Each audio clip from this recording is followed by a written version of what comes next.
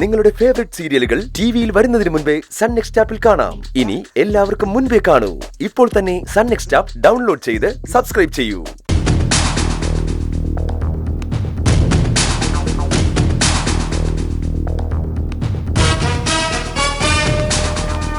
രഘു, ഞാൻ തീരെ പ്രതീക്ഷിച്ചില്ല. എന്തിനെന്നെ അന്വേഷിച്ചു വന്നത്? ഇനിയൊരിക്കലും പണം ചോദിച്ചു വരാൻ എനിക്ക് കഴിയില്ല രഘു. എന്നെ മറന്നളഞ്ഞെങ്കിൽ 10 ലക്ഷം രൂപ നിനക്ക് ലാഭിക്കാമായിരുന്നില്ലേ? ഞങ്ങള് പണമായിട്ട് വരാനിറങ്ങുമ്പോഴാതെ ഈ വാർത്ത അറിഞ്ഞത്. സത്യം പറഞ്ഞാൽ ഞെട്ടിപ്പോയി. നീ ഇത്ര വലിയ ക്രിമിനൽ ആയിരുന്നു എന്നാ ഞാൻ ആദ്യം ചിന്തിച്ചു പോയത്. ആദ്യം ചിന്തിച്ചോ എന്ന് പറഞ്ഞ പിന്നെ ചിന്ത മാറിയോ? അതെ, ആമിയെന്നെ വിളിച്ചിരുന്നു. അവളെന്നോടെല്ലാം പറഞ്ഞു. അത് ആദിയുടെ സ്ഥാനത്ത് ഞാനായിരുന്നെങ്കിലും അവനെ കൊല്ലുമായിരുന്നു. പക്ഷേ അതോടെ എല്ലാം തീർന്നു രഘു.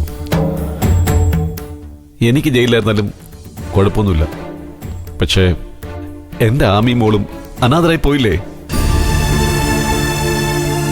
പാവങ്ങളാ, സ്നേഹിക്കാൻ മാത്രം അറിയാവുന്ന പാവങ്ങൾ.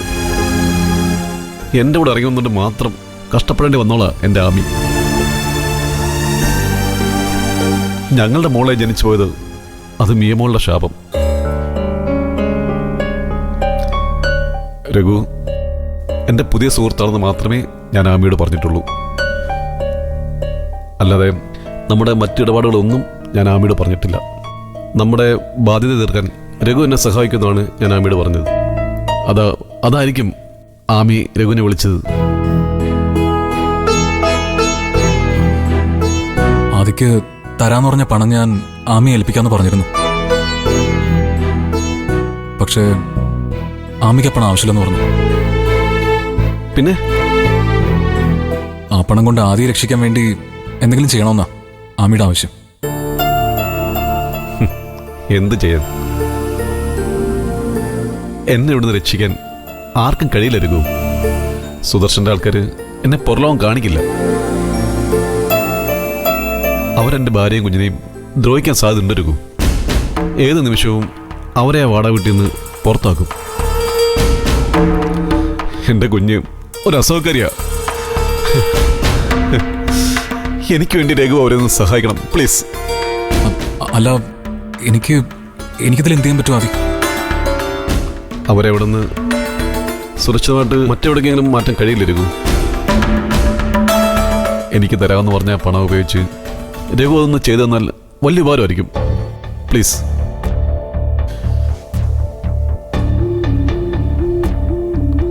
രഘുവിൻ്റെ സ്വന്തം സഹോദരിയാണെങ്കിൽ രഘു സഹായിക്കൂലേ? അങ്ങനെ കരുതിയാൽ മതി.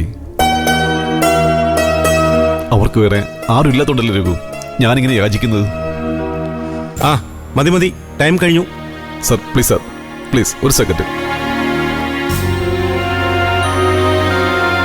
രഘു, നീ അവരെ കൈവിടല്ലേ രഘു. ആമിയെല്ലാം പറഞ്ഞിട്ടുണ്ടാവല്ലോ. സുദർശന്റെ ആൾക്കാരവരെ. മതി മതി, നീ വന്നേ ഇങ്ങോട്ട് വാടൂ.